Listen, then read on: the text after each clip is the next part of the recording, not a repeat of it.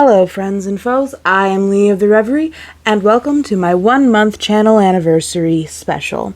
I'd like to give a shout out to all of my subscribers. Thank you so much for all your support you've given me this last month. Today we'll be doing a new type of video, the start to a new series I like to call Info Dump, where I info dump about a show to the best of my memory without looking things up. For this series' inaugural video, we'll be looking at Gargoyles. So, the Gargoyles lore is very complicated and spans literal thousands of years. But let's start with the basics.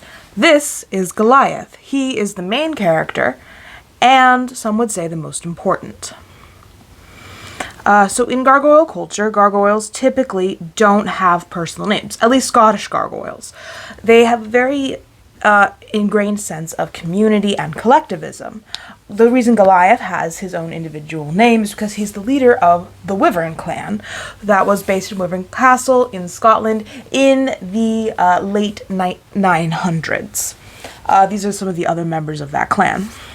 So in, I think, 996, I could be mistaken, this gargoyle over here made a deal with a human to let Vikings attack the castle, kill all the humans, so that the Wyvern clan could rule the castle.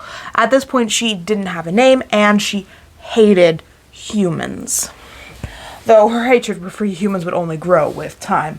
Unfortunately, her plan tremendously backfired, and the Vikings destroyed all of the gargoyle statues, except for these guys.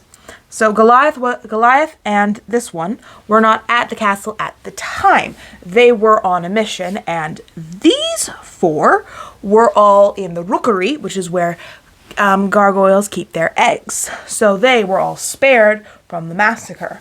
So when Goliath and this one returned, they found that all of their friends were dead except for these four. Well, actually, it's a bit more complicated. So the castle was ruled by a king, and two of the human survivors were the king's daughter and his sorcerer.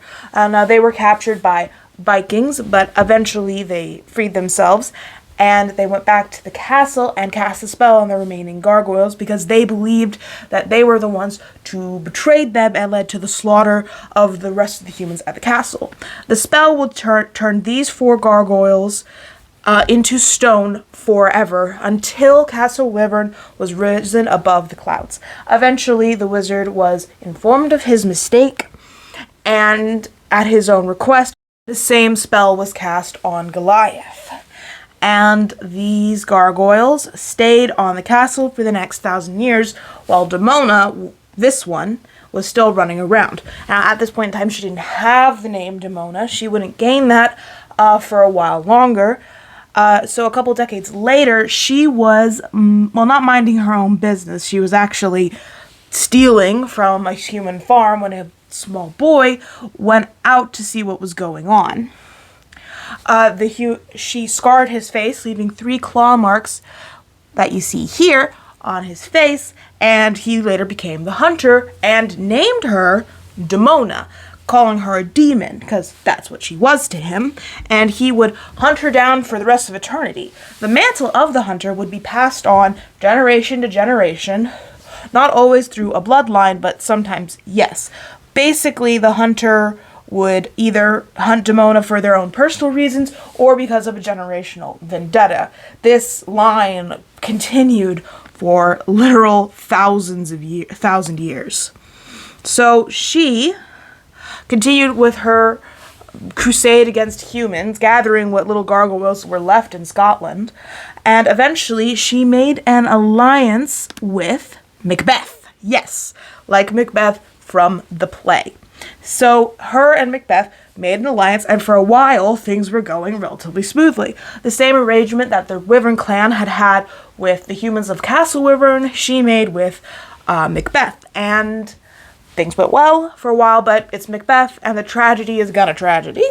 And so eventually, well, stuff happened. Anyway, Before things went truly downhill, Macbeth and Demona made a pact with the Weird Sisters. In exchange for Macbeth's youth and Demona's strength, which is kind of swapped and mixed, the two had their lives bound together. Together, they are immortal, and only each other can kill the other. But eventually they grew to hate each other, and Demona began to blame Macbeth for her life, just as she blamed every other human in her life. So this leads us to the early 1990s, when this man, David Xanatos, met Demona and heard about the prophecy that would free the gargoyles from their stony prisons. And he, being rich as Batman, I'm not kidding, decided to transport Castle Wyvern from Scotland to New York and placed the whole castle on top of his skyscraper, thus raising it above the clouds and freeing the gargoyles from their curse. This awoke all of these guys. Demona was off doing something else. And this is where I mentioned earlier, the gargoyles not having personal names back in Scotland comes into play. They all decide to take names because they're in this new environment. He takes the name Hudson.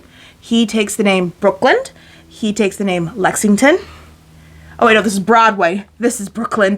And he takes the name Bronx. He's kind of like a dog. Still a gargoyle, still follows all the rules, but is just a dog. I'm not entirely sure how that works. Okay, so this is Elisa Maza. She's like the secondary protagonist of the show. She's a cop in New York, and she is the second person the gargoyles meet after they wake up from their rock nap.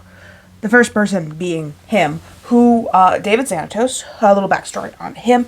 Like I said earlier, insanely wealthy. His long-term goal in the show is to gain immortality for himself and his wife, Fox. Fox is also the daughter of an insanely rich inventor. She's kind of like an adventurer. She ran this TV show called The Pack for a while, a bunch of Daredevil type stuff. She was really smart and one of the only people that Xanatos truly cares about. Now, the other person, hold on, you see, because it's going to get wild, is this guy, Owen Burnett, a.k.a. Puck. Yes, like Puck from A Midsummer Night's Dream. This is going to take some explaining. We're going to go back to Fox. Like I was saying earlier, Fox is the daughter of an insanely rich inventor, and where did I put it? Titania, Queen of the Fae. Now, she didn't find out that Titania was her mother for a very long time. See, Titania and Oberon were like going through a separation time period, and she fell in love with a human named Renard, and had a daughter. They got married and had Fox, but she never told Fox that she was half Fae, and let her grow up in the human world with no exposure to magic. Now, back to Puck. Puck saw this and thought it was interesting. He wanted to know why Titania was tarrying among humans, so he turned himself into Owen Burnett, the straight man, because he thought it would be interesting to play the straight man. So he does this, and he starts working with Fox and her at the time boyfriend, Xanatos, and he loves these two. He thinks they're so much fun and so entertaining, and he's especially drawn to Xanatos. So he offers Xanatos a choice: one wish from the Puck or a lifetime of service from Owen, and Xanatos chose Owen.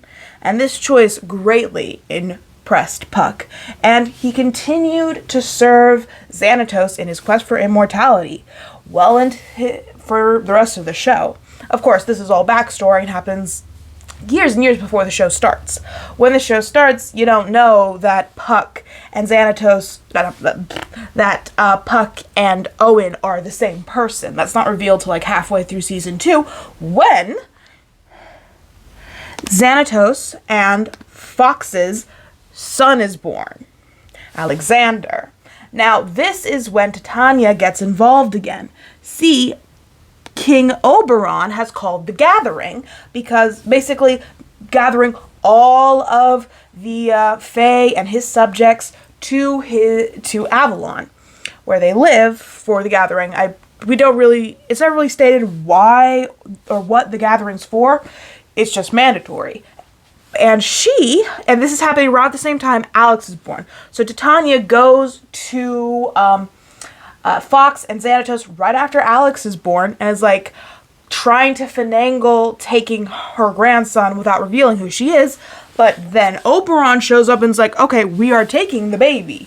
And this causes a huge fight between Oberon, Fox, Xanatos, Puck, and the Gargoyles, with Puck fighting along on the side of Xanatos.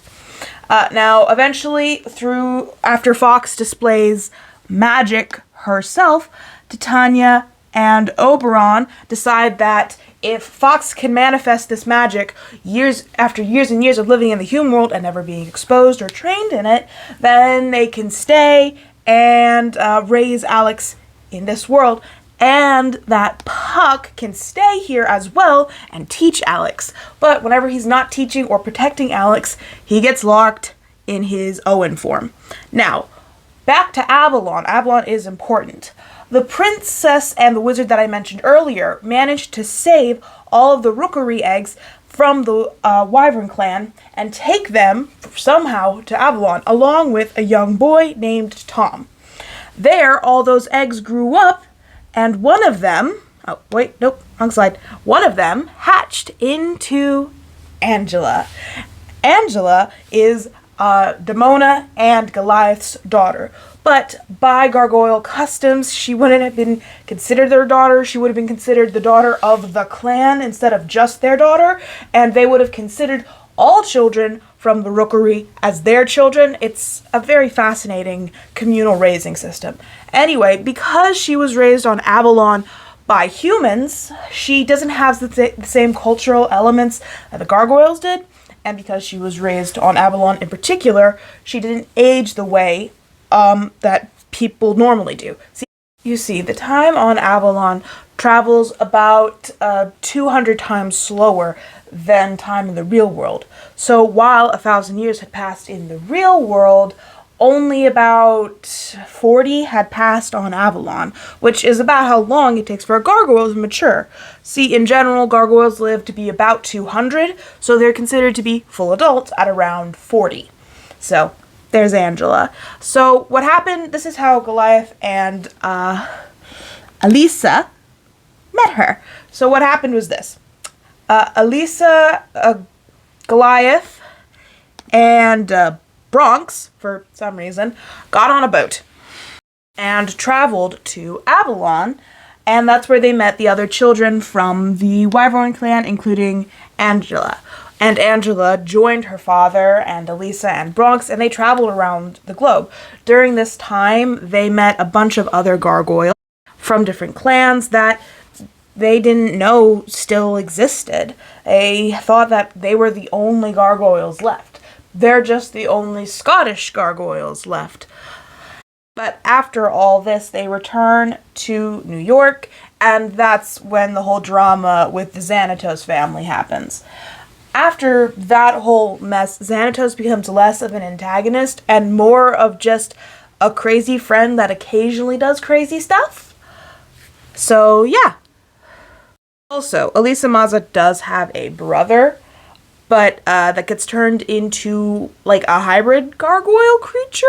He looks like as well as several other people through Xanatos, because he's trying to unlock the secrets of immortality via gargoyles. He's not really plot relevant, but he's there.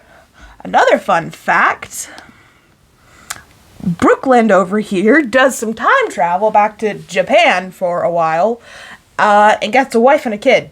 And he is chosen as Goliath's successor, and this guy, Broadway, falls in love with her, and they're actually really cute. And in the comics currently, they're expecting a baby. Also, if you hadn't guessed it already, Goliath and Elisa are a thing. And there's even one episode where Elisa dresses up as Belle from Beauty and the Beast. And personally, they're one of my favorite ships. So that's the basic intro to all the important people of Gargoyles, as well as important plot points.